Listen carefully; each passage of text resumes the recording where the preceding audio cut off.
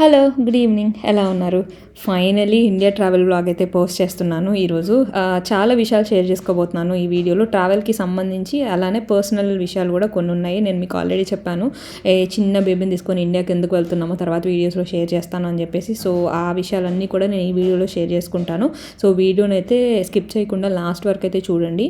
యాక్చువల్గా మా మమ్మీ వచ్చేటప్పుడు మమ్మీకి వన్ వే బుక్ చేసామన్నమాట. ఎందుకంటే మమ్మీతో మేము వెళ్ళాలి అని చెప్పేసి ఆల్రెడీ ప్లాన్ ఉంది. అందుకనే వన్ వే అయితే బుక్ చేసాము. సో మమ్మీ వీసా ఎక్స్పైర్ అయిపోతుంది అన్న టైంకి ఒక 1 వీక్ ముందు అలా మేము ట్రావెల్ ప్లాన్ చేసుకున్నాం అనమాట ఇండియాకి వెళ్ళటానికి. మేమైతే ఎయిర్ ఇండియాలో వెళ్తున్నాము. ఎయిర్ ఇండియాలోనే ఎందుకు ఎస్పెషల్లీ వెళ్తున్నామంటే, మాకు విజయవాడలో దిగాలి అని అనుకున్నాం అనమాట. గన్నవరంలో దిగాలి అని అనుకున్నాము. సో గన్నవరం దగ్గర నుంచి మా ఇల్లు చాలా దగ్గర. సో మనకి ఇంత ట్రావెల్ చేసి అలసిపోతాం కాబట్టి ఇంట్లో ఒక 1-2 డేస్ రెస్ట్ తీసుకొని తర్వాత అత్తయ్య వాళ్ళ ఊరు వెళ్దాము అని అనుకున్నాము. అత్తయ్య వాళ్ళ ఊరు ఏంటంటే, మేము హైదరాబాద్లో దిగి మళ్ళీ 5-6 అవర్స్ కార్లో జర్నీ చేయాలి. సో కొంచెం హెక్టిక్ అనిపిస్తుందేమో అని చెప్పేసి మేము ఎస్పెషల్లీ విజయవాడకి వెళ్ళాలని చెప్పి ఎయిర్ ఇండియా అయితే బుక్ చేసుకున్నాం. విజయవాడకి ఎయిర్ ఇండియా తప్ప వేరే ఏ సర్వీసెస్ కూడా లేవన్నమాట. సో మేమైతే ఫస్ట్ మా ప్లేస్ నుంచి స్టార్ట్ అయ్యాము, షికాగోకి వెళ్ళాము. షికాగోలో ఏంటంటే మాకు ఆల్మోస్ట్ 7 to 8 అవర్స్ లే ఓవర్ ఉంది. అండ్ తర్వాత ఢిల్లీలో కూడా మాకు ఆల్మోస్ట్ 5 to 6 అవర్స్ లే ఓవర్ ఉందన్నమాట. ఇంకా మాకు వేరే ఆప్షన్ ఏమీ లేదు. అందుకనే మేము ఎయిర్ ఇండియా బుక్ చేసుకోవాల్సి వచ్చింది, ఇంత లే ఓవర్స్ ఉన్నా కూడా. సో మేము అక్కడైతే బ్యాగ్స్ అవన్నీ చెక్ ఇన్ చేసేసి సెక్యూరిటీ చెక్ అయిపోయిన తర్వాత ఇక్కడ కూర్చున్నాము. సో ఫస్ట్ ఫ్లైట్ అయితే షికాగో ఫ్లైట్. సో అది ఒక 3 అవర్స్ 4 అవర్స్ ఉంటుంది జర్నీ మాకు. సో దాంట్లో బ్యాసినెట్ కానీ అలాంటిది ఏమీ ఇవ్వరు. అండ్ చిన్న ఫ్లైట్ కూడా. మేము చాలా భయపడుతూ ఉన్నాం అనమాట, బేబీకి ఏమైనా సఫకేట్ అయ్యి ఏడుస్తుందా అలా అనుకుంటూ ఉన్నాము. అండ్ చాలామంది ఫ్రెండ్స్ సజెస్ట్ చేసింది ఏంటంటే, బేబీస్కి టేక్ ఆఫ్ అయ్యేటప్పుడు ల్యాండ్ అయ్యేటప్పుడు ఇయర్ పెయిన్ వస్తుంది. సో అయితే వాళ్ళకి ఫీడ్ చేయడం కానీ, చెవులు మొత్తం ఇట్లా క్లోజ్ చేసి ఉంచడం కానీ, లేదంటే నిద్రపుచ్చడం కానీ, వీటిలో ఏ ఆప్షన్ చేసినా బెస్టే అని చెప్పారనమాట.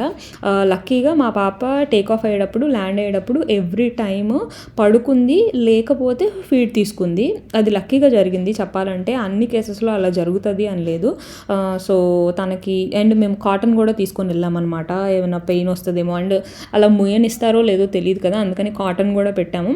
ఇంకా నేను అన్ని ప్రొటెక్షన్స్ తీసుకున్నాను అనమాట. ఇటు పక్క చెవులు మూసాను, అలా నిద్రపోతుంది, ఫీడ్ చేశాను, అలా 3 ఆప్షన్స్ కూడా ట్రై చేశాను.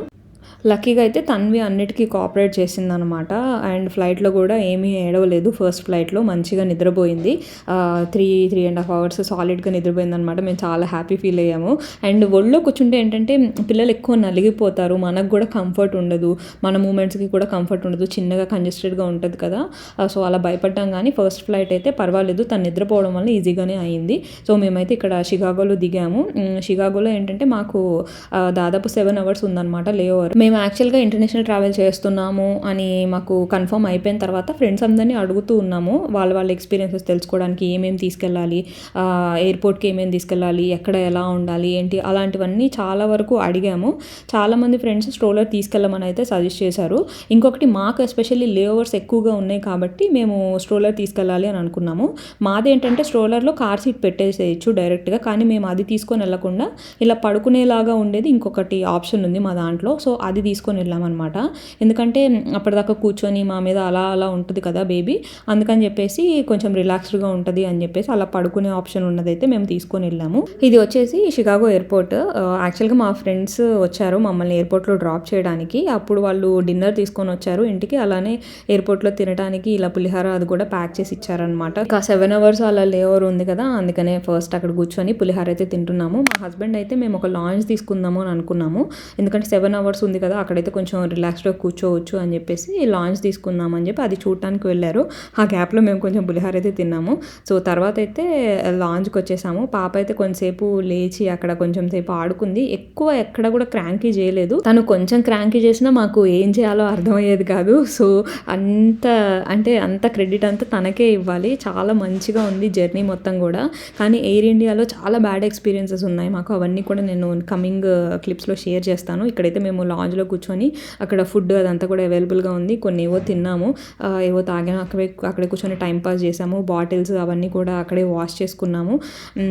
అంటే మేము డిస్పోజబుల్ కూడా తీసుకొని వచ్చాము, బట్ సేఫ్ సైడ్ బాటిల్స్ అవి కూడా ఉంటాయి కదా అని చెప్పేసి అవి కూడా తీసుకొని వచ్చాను. ప్రీవియస్ వీడియోలో నేను ఆల్రెడీ షేర్ చేశాను ట్రావెల్ కోసం ఏమేమి క్యారీ చేస్తున్నాను అని చెప్పేసి. మోస్ట్లీ ఆ థింగ్స్ అన్నీ కూడా నాకు హెల్ప్ఫుల్ అయినాయి అని చెప్పాలి. టీథర్స్ కానీ అవన్నీ కూడా తనకి టైం పాస్ చాలా బాగా అయింది.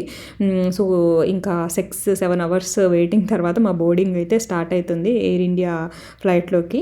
సో ఇక్కడ నుంచి మా జర్నీ స్టార్ట్ అవుతుంది ఢిల్లీకి. జనరల్గా నేను మా హస్బెండ్ ఎక్కడికైనా వెళ్ళాలంటే లేఓవర్స్ ఉన్నది అస్సలు బుక్ చేసుకోము, కానీ ఫస్ట్ టైం ఇంత చిన్న బేబీతో వెళ్తూ లేఓవర్స్ ఉన్న ఫ్లైటే బుక్ చేసుకోవాల్సి వచ్చింది. ఎందుకంటే విజయవాడకి వెళ్ళడానికి అదొక్కటే రీజన్. అండ్ ఈ ఫ్లైట్ ఏదైతే మేము ఎక్కుతున్నామో అదే లాంగెస్ట్ ఫ్లైట్ అనమాట. 15 అవర్స్ 17 అవర్స్ ఉంది, నాకు సరిగ్గా గుర్తులేదు.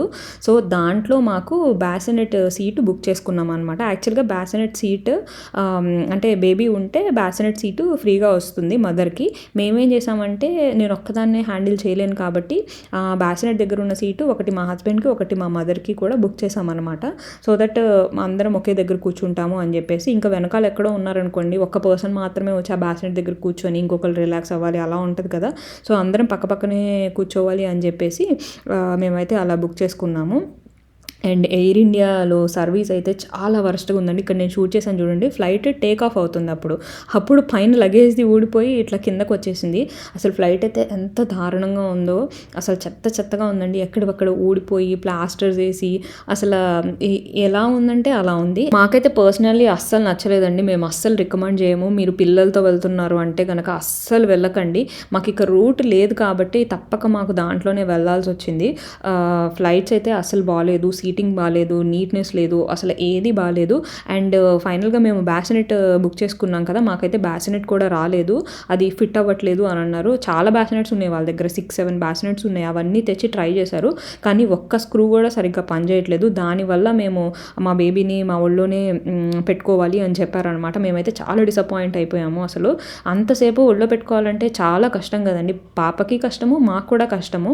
అంత లాంగ్ ఫ్లైట్ ఒళ్ళోనే పెట్టుకోవాలంటే ఇంకా మా హస్బెండ్ అయితే చాలా సీరియస్ అయ్యారు. సీరియస్ అయితే ఇంకా వాళ్ళు చేయగలిగిన దాంట్లో మ్యాక్సిమం చేయడానికి ట్రై చేశారనమాట. వాళ్ళు వెనకాల క్రూ సీట్స్ ఉన్నాయి, ఒక 3 సీట్స్ ఉన్నాయి అనమాట. ఆ 3 సీట్స్ని కలిపేసి వాళ్ళు మొత్తం హ్యాండ్ రెస్ట్లు అవన్నీ పైకి పెట్టేసి కట్టేసి ఒక బెడ్ లాగా అరేంజ్ చేసి ఇచ్చారనమాట. సో ఇలా చిన్నగా సింపుల్గా అరేంజ్ చేశారు.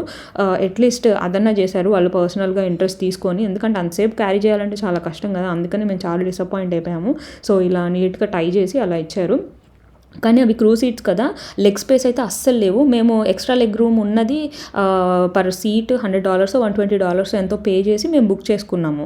కానీ మేము అక్కడ కూర్చోకుండా అయిపోయింది అనమాట. వెనకాల అసలు నార్మల్గా కంటే చాలా హాఫే ఉంది దాంట్లో లెగ్ రూమ్. కానీ పాపను పడుకోబెట్టాలి అన్న ఒక్క ఉద్దేశంతో మేము అక్కడికి వచ్చామన్నమాట. పాప అయితే పడుకుంది, అంతవరకు ఓకే. కానీ మాకు ఇచ్చిన సీటు ముందు సీటుకి ట్రే ఉంటుంది కదా, ఆ ట్రేకి పైన ఇలా అడ్డుగా ఉండేది ఉంటుంది, అది చాలా లూజ్ అయిపోయింది, మాటికి కింద పడిపోతుంది. అంటే పాప ఎక్కడైనా ఇటువైపు కదిలితే పాప ఫేస్కి తగిలేలాగా ఉందన్నమాట. అది కూడా చాలా టెన్షన్ అనిపించింది మాకు. సో ఇంకా ఉన్న దాంట్లో మేమైతే పాపని పడుకోబెట్టాము అంతే, అంతకుమించి ఇంకా చేయగలిగేది ఏం లేదు. అండ్ ఆ రోజైతే ఫుడ్ కూడా మాకు అసలు ఏది నచ్చలేదు. ఏదో ఒక ర్యాప్ ఇచ్చారు, అదొక్కటి మాత్రమే బాగుంది, మిగతా ఫుడ్ అంతా కూడా అసలు ఏమీ బాగలేదు. తర్వాత ఢిల్లీలో దిగిన తర్వాత ఢిల్లీ టు విజయవాడ వెళ్ళే ఫ్లైట్ కూడా ఎయిర్ ఇండియానే అనమాట. దాంట్లో కూడా ఇష్యూనే, అది కూడా మీకు తర్వాత క్లిప్స్లో చెప్తాను ఏమైంది ఏంటి అన్నది. ఇంకా మధ్యలో పాప లేచి కొంచెం ఏడిస్తే మా మమ్మీ ఎత్తుకొని వెనకాల అలా తిప్పుతూ ఉన్నారు. కాసేపు మమ్మీ ఎత్తుకున్నారు, కాసేపు నేను ఎత్తుకున్నాను అలా. సో అది. అండ్ మీకు చెప్తానని చెప్పాను కదా మేము ఎందుకు ఇంత చిన్న బేబీని తీసుకొని ఇండియాకి వెళ్తున్నాము అని చెప్పేసి. అది ఏమైందంటే నేను యాక్చువల్గా 8th మంత్లో ఉన్నప్పుడు అక్టోబర్ అనుకుంటా, అక్టోబర్లో మా అత్తయ్యకి ఒక ఫైర్ యాక్సిడెంట్ అయిందనమాట. సో అత్తయ్యకి హెల్ప్ చేయడానికి వచ్చి మా మామయ్యకి కూడా కొంచెం ఫైర్ యాక్సిడెంట్ అయింది. అత్తయ్యకి బాగానే సివియర్గా అయింది, మామయ్యకి మాత్రం ఓన్లీ రైట్ హ్యాండ్కి అయిందనమాట. ఆల్మోస్ట్ 2 months హాస్పిటల్స్లో ఉన్నారు వాళ్ళు, మల్టిపుల్ సర్జరీస్ అయినాయి. చాలా బ్యాడ్ సిచ్యువేషన్ని ఫేస్ చేసామండి మేము ఆ టైంలో. సో ఇది జరిగింది కాబట్టి మా అత్తయ్య వాళ్ళు ప్రస్తుతానికి పాపను చూడటానికి యూఎస్కి రాలేకపోతున్నారు కాబట్టి మేము ఇండియాకి వెళ్తున్నాము. ఇది చెప్పాల్సిన రెస్పాన్సిబిలిటీ నాకుంది. ఎందుకంటే కమింగ్ వ్లాగ్స్‌లో మీరు చూసి మీకు ఏమైంది, ఏమైంది అని చెప్పి నాకు చాలా క్వెషన్స్ రావచ్చు. సో, నేను పర్సన్‌కి చెప్పడము, ఆ క్వెషన్ వచ్చినప్పుడల్లా అత్తయ్య వాళ్ళు చూసి బాధపడ్డము ఇదంతా నాకిష్టం లేదు. అందుకనే నేను మీకు ముందే చెప్పేస్తున్నాను. ఇలా జరిగింది, ఇలా జరిగింది అని చెప్పేసి. సో దట్ మీకు కూడా తెలుస్తుంది, ఒక ఐడియా ఉంటుంది అని చెప్పేసి. సో, అందుకనే మేమైతే ఇండియాకి వెళ్తున్నాము. అండ్ మేమైతే ఢిల్లీలో ల్యాండ్ అయిపోయాము. ఢిల్లీలో ల్యాండ్ అయిపోయిన తర్వాత అక్కడ బ్యాగేజ్ క్లెయిమ్ కోసం వెళ్తున్నాము.